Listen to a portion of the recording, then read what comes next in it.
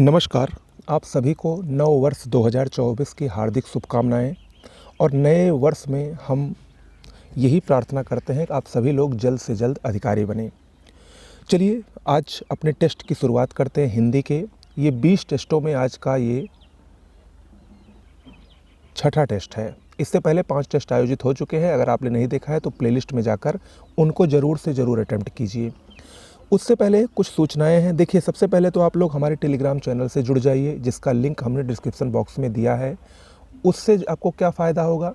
उससे आपको जो सारी परीक्षाएं होती हैं उससे संबंधित जानकारियां मिलती हैं। करंट अफेयर्स मटेरियल वहां पर मिलते रहते हैं। वहां पर समय समय पर आपको गाइडेंस किया जाता है। और सबसे ज़रूरी बात, वहां पर आपको क्विज जो जीएस, करंट अफेयर्स और हिंदी की होती है वो भी कराई जाती है। तो उन सभी के लिए आपको हमारे टेलीग्राम चैनल से निःशुल्क रूप से जुड़ना है। इसके साथ ही साथ अगर आप लोग करंट अफेयर्स के पिछले 1 साल के करंट अफेयर्स को देखते हुए, हमारे चैनल पर एक लक्ष्य बैच चलाया गया है, अगर आप उससे जुड़ना चाहते हैं तो इस नंबर पर व्हाट्सएप या टेलीग्राम के जरिए मैसेज करके जानकारी प्राप्त कर सकते हैं। याद रखिएगा, आरओ, एआरओ और UP PCS special current affairs का बैच है, जिसमें पिछले 13 महीनों के करंट अफेयर्स को बहुत ही स्टैंडर्ड तरीके से कराया जा रहा है। ओके, चलिए अब शुरुआत करते हैं आज के अपने टेस्ट की। पहला है, आचार का विलोम शब्द है। आचार का विलोम अनाचार होता है। क्या होता है? अनाचार। ऑप्शन डी इसमें सही होगा, अनाचार। देखिए, अनावेशित का विलोम आवेशित होता है, याद रखिएगा। और अनावृष्टि का अतिवृष्टि होता है। और अनावृत का विलोम आवृत होता है। ओके। स्वाधीन का विलोम शब्द है। स्वाधीन का विलोम पराधीन होता है। ऑप्शन सी होता है। यहाँ पर याद रखिएगा, स्वाधीन का विलोम अधीन नहीं होगा, पराधीन होगा। ओके। तीसरा शब्द है, विपरीत अर्थ का बोध कराने वाले शब्दों को क्या कहते हैं? विलोम शब्द कहते हैं। एक लाइन में ऑप्शन बी सही होगा। उन्मूलन का विलोम क्या है? ये कई बार परीक्षा में आ चुका है और इतना महत्वपूर्ण है कि आप लोगों ने इसको रट लिया होगा। उन्मूलन का विलोम रोपण होता है। ओके। निषिद्ध शब्द का विलोम क्या होगा? निषिद्ध शब्द का विलोम विहित होता है। ऑप्शन ए इसमें सही होगा। नैसर्गिक का विलोम क्या होता है? नैसर्गिक मतलब अगर अंग्रेजी में कहें तो नेचुरल होता है। अच्छा, नेचुरल का विलोम क्या होता है इंग्लिश में? आर्टिफिशियल। तो उसको हिंदी में क्या कहेंगे? कृत्रिम। यानी ऑप्शन सी सही होगा। नैसर्गिक का विलोम क्या होगा? कृत्रिम होगा। ओके। अल्पज्ञ का विलोम क्या होगा? अल्पज्ञ मतलब जो कम जानता हो, और इसका उल्टा क्या होगा? जो बहुत जानता हो, यानी बहुज्ञ। ऑप्शन सी सही होगा यहाँ पर, बहुज्ञ। ओके। कृश का विलोम क्या होगा? कृश का विलोम होता है हष्ट पुष्ट। क्या होता है? हष्ट पुष्ट। ऑप्शन डी सही होगा। अगला है, उदय शब्द का विलोम शब्द छांटिए। उदय, उदय का विलोम होता है अस्त। उदय मतलब निकलना, जैसे सूर्योदय और सूर्यास्त, वहाँ पर भी उदय और अस्त छुपे हैं जो एक दूसरे के विलोम हैं। ओके। अनिवार्य शब्द का विपरीतार्थक क्या होता है?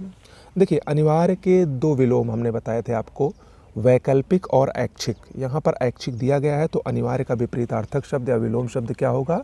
ऐच्छिक होगा। ऑप्शन बी इसमें सही होगा। आगे बढ़ते हैं, विशेषण विशेष्य के 10 प्रश्नों को देख लेते हैं। देखिए, जलीय का विशेष्य रूप क्या है? जलीय, जलीय एक विशेषण है, इसका विशेष्य जल होता है। ऑप्शन बी इसमें सही होगा। निशा का विशेषण आपको बताना है, बहुत ही महत्वपूर्ण है और कई बार आ चुका है। निशा का विशेषण नैश होता है। नैश, ना कि निशीथ। कुछ लोग निशीथ पर भी टिक लगा दिए होंगे, लेकिन वो गलत हो जाएगा। निशा का विशेषण नैश होता है। अगला है, विशेषण शब्द जिस संज्ञा या सर्वनाम की विशेषता बतलाते हैं उसको क्या कहते हैं? विशेषण शब्द जिस संज्ञा या सर्वनाम की विशेषता बतलाते हैं उनको विशेष्य कहा जाता है। ऑप्शन बी इसमें सही है। ओके। अगला है, वह नौकर नहीं आया। इसमें वह क्या है?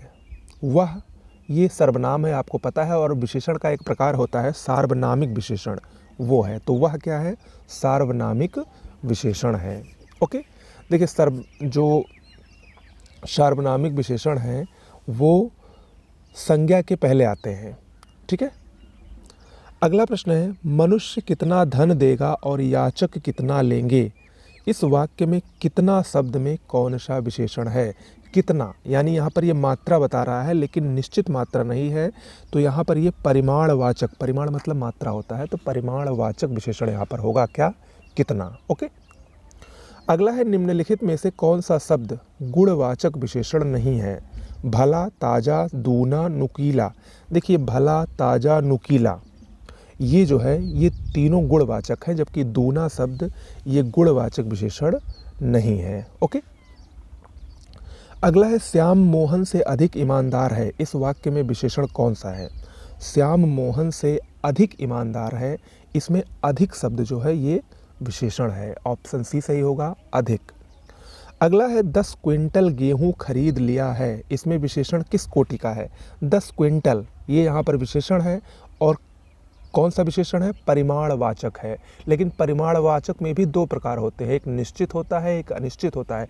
यहाँ पर 10 क्विंटल एकदम निश्चित संख्या का बोध करा रहा है, इसीलिए यहाँ पर निश्चित परिमाणवाचक विशेषण का प्रयोग हुआ है। ऑप्शन डी आपका सही होगा। अगला है 4 लीटर दूध में कौन विशेष्य है? यहाँ पर विशेष्य पूछ रहा है, ना कि विशेषण।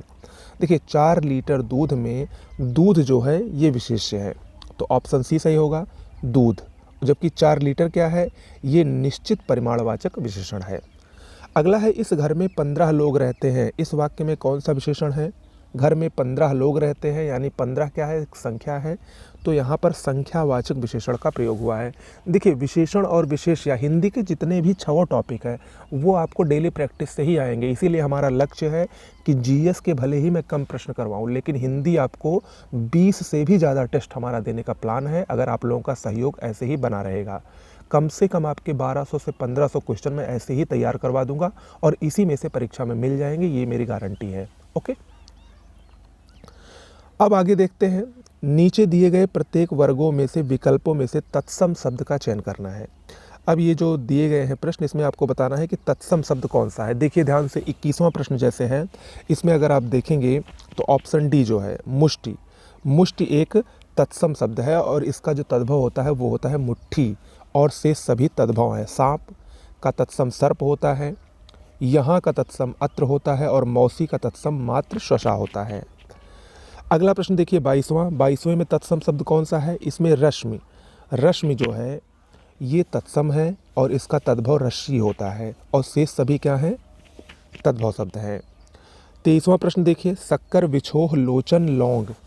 इसमें अगर आप देखेंगे तो लोचन, लोचन जो है ये लोयन का तत्सम रूप है, तो ऑप्शन सी इसमें सही होगा, लोचन। शेष सभी क्या हैं? तद्भव हैं। शक्कर इसका तत्सम शर्करा होता है, विछोह का तत्सम विक्षोभ होता है, और लौंग का तत्सम लवंग होता है। अगला प्रश्न है हस्तिनी, नयन, बच्चा, बहिरा। इसमें दिखाई पड़ रहा है ऑप्शन ए हस्तिनी, हस्तिनी एक तत्सम शब्द है, ये हाथी का तत्सम होता है, ऑप्शन ए इसमें सही है। 25वां प्रश्न देखिए, अमीय, आम्रचूर्ण, अनाड़ी, अनूठा। इसमें भी बहुत ही आसान है, आम्रचूर्ण जो दिख रहा है यही इसमें तत्सम है, और इसका तद्भव होता है अमचुर। क्या होता है? अमचुर। से सभी क्या है? तद्भव शब्द है। अमीय ये अमृत का तद्भव है, अनाड़ी अनार्य का तद्भव है, और अनूठा अनुत्थ का तद्भव रूप होता है। 26वां प्रश्न देखिए, अगहन, अक्षवाट, अपाहज, अपना। इसमें ऑप्शन बी अक्षवाट जो है ये यहाँ पर आपको तत्सम रूप में दिख रहा है, और इसका तद्भव क्या होता है? अखाड़ा। अक्षवाट का तद्भव अखाड़ा होता है। अगला है उड़, उठना, उज्ज्वल, उगना। इसका तत्सम रूप क्या होगा? उड़, उठना, उज्ज्वल, उगना। इसमें अगर आप देखें तो इसमें तत्सम उज्ज्वल है, इसका तद्भव उजाला होता है। शेष सभी शब्द क्या है? तद्भव हैं। ओके, चलिए आगे बढ़ते हैं। नीचे के प्रत्येक वर्ग में दिए गए विकल्पों में से तद्भव शब्द का चयन करना है आपको। ये जो तीनों शब्द हैं इसमें तद्भव कौन कौन से हैं ये बताने हैं। 28वां प्रश्न देखिए, तो 28वां में अगर आप देखें तो अंगूठा जो है यही तद्भव है, क्योंकि इसका तत्सम अंगुष्ठ होता है, याद करिए। ओके, शेष सभी क्या हैं? वो तत्सम है। अंत्र इसका तद्भव आत होता है, अंध का तद्भव अंधा होता है, और एकल का तद्भव अकेला होता है। 29वां प्रश्न देखिए, अटारी, अग्रहायन, अक्षोट, आकड़न। इसमें तद्भव शब्द कौन सा है? इसमें अटारी, ऑप्शन ए जो है अटारी यही तद्भव है, इसका तत्सम अट्टालिका होता है। शेष सभी क्या है? तत्सम है। 30वां प्रश्न देखिए, आत्मनः, अनूठा, अंगरक्षक, अकार्य। इसमें आपको बताना है तद्भव शब्द कौन सा है, तो इसमें तद्भव है इसमें तद्भव है अनूठा, ऑप्शन बी अनूठा। ये अनुत्थ का तद्भव रूप होता है, और शेष सभी क्या है? तत्सम है। ओके, चलिए आगे बढ़ते हैं। वाक्यांश के लिए एक शब्द को देख लेते हैं। अंत्यज शब्द का सही अर्थ क्या होता है? अंत्यज, अंत्यज दो इसमें ऑप्शन ये दिए गए हैं और दो इधर दिए गए हैं, तो इसको सब आप रटे होंगे। अंत्यज का मतलब होता है जिसका जन्म निम्न या अछूत वर्ग में हुआ हो, ऑप्शन सी इसमें सही होगा। अगला है बहुज्ञ शब्द का सही अर्थ क्या होता है? बहुज्ञ का अर्थ होता है जो बहुत जानकार हो। क्या हो? जो बहुत जानकार हो, ऑप्शन ए इसमें सही होगा। अगला प्रश्न है जिसे किसी से लगाव ना हो, उसके लिए एक शब्द क्या होगा? उसके लिए एक शब्द होगा निर्लिप्त, ऑप्शन सी इसमें सही है, ये इंपॉर्टेंट है, निर्लिप्त। अगला है जो कुछ जानने की इच्छा रखता हो, उसके लिए एक शब्द क्या होगा? उसके लिए एक शब्द होता है जिज्ञासु, ऑप्शन ए सही होगा, जिज्ञासु। अगला है जो बात लोगों से सुनी गई हो, इसके लिए एक शब्द क्या होगा? इसके लिए एक शब्द होगा किंवदंती, ऑप्शन डी इसमें सही होगा, किंवदंती। अगला है सबके समानाधिकार पर विश्वास, इंपॉर्टेंट है, सबके समानाधिकार पर विश्वास, इसके लिए एक शब्द होगा समाजवाद, ऑप्शन बी इसमें सही होगा। अगला है रजोगुण वाला, रजोगुण वाले को क्या कहा जाता है? राजसिक कहा जाता है। जिसकी आशा ना की गई हो, उसके लिए एक शब्द होगा अप्रत्याशित, ऑप्शन बी सही होगा, अप्रत्याशित। अगला है पेट की आग, के लिए एक शब्द क्या होगा? पेट की आग, इसको जठराग्नि कहते हैं, जठर माने पेट होता है, ठीक है, ऑप्शन सी सही होगा। देखिए पेट की आग को जठराग्नि कहा जाता है, जंगल की आग को दावाग्नि कहा जाता है। तो ये सब कुछ चीज़ें ऐसी हैं जो कि महत्वपूर्ण हैं और परीक्षा में इम्पॉर्टेंट हैं। समुद्र की आग बड़वाग्नि कहा जाता है। ओके, चलिए, युयुत्सु का क्या अर्थ है? युयुत्सु का अर्थ होता है जो युद्ध का इच्छुक हो, युद्ध करने का इच्छुक हो, ऑप्शन बी इसमें सही होगा।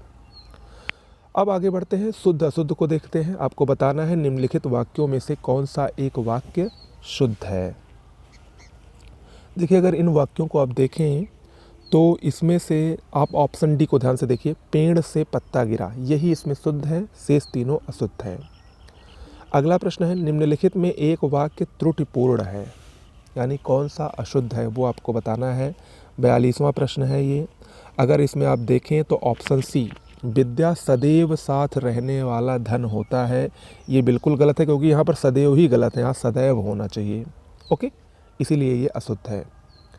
अगला प्रश्न है निम्नलिखित में से एक वाक्य शुद्ध नहीं है, और इसको आप देखिए चारों को और बताइए कि कौन सा इसमें शुद्ध नहीं है। इसमें शिष्य गुरु जी के पैर में गिर पड़े, ये बिल्कुल गलत है, ऑप्शन डी, ये कोई वाक्य ही नहीं लग रहा है, इसीलिए अशुद्ध है। अगला है निम्नलिखित वाक्यों में से एक अशुद्ध है, वो कौन सा वाक्य है?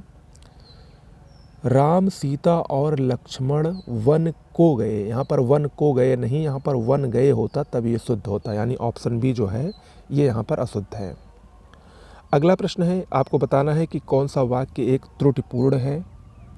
देखिए इसमें से अगर आप देखें तो इन चारों वाक्यों में ऑप्शन ए ही पहले ध्यान से देखिए, निरपराधी को सज़ा नहीं देनी चाहिए, ये गलत है क्योंकि यहाँ पर निरपराध होना चाहिए, निरपराध को सज़ा नहीं देनी चाहिए, तो ऑप्शन ए ही यहाँ त्रुटिपूर्ण है और शेष सभी यहाँ पर सही है। अगला है निम्नलिखित में से शुद्ध वर्तनी वाला शब्द है, आशीर्वाद कैसे लिखा जाता है?